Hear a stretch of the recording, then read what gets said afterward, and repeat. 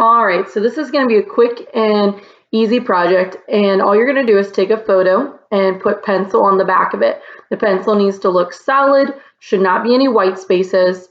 If you flip over your picture and hold up to the light, you can actually make sure that you actually have colored in the entire back of the picture. Then you put your name on your watercolor paper, put it underneath your photo, and begin to trace all of the important things in your picture.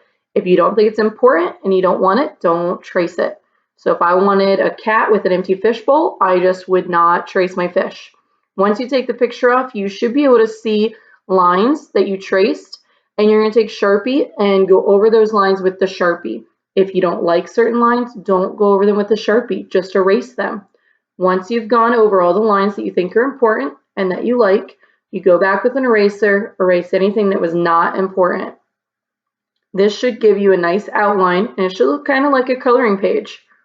Now you're ready to paint. Remember, we put water in each of the colors we're going to use, and if you remember, we try to use either warm colors like the sun or cool colors like the ocean. We try not to mix them too much because a lot of times they'll end up with really crazy colors.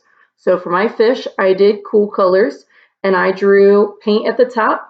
And then I added water to help it kind of float down his body. And I did the same in the fishbowl. I added blue paint at the top, and then I just took clear water and pulled the color down the fishbowl and made it blend.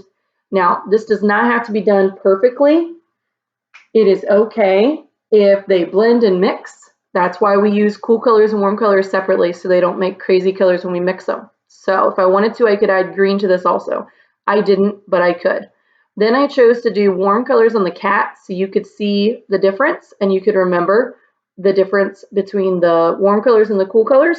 So I went through and I did the same thing. I added red, orange, and yellow, and then some water to make them blend together. I realized my red wasn't dark enough, so I added more, and then I wanted it on the collar too. Now to show you, you can mix colors if you really want to. I added red to the fishbowl and a little bit of blue to my cat eye, and then that was it. I was done. Let it dry.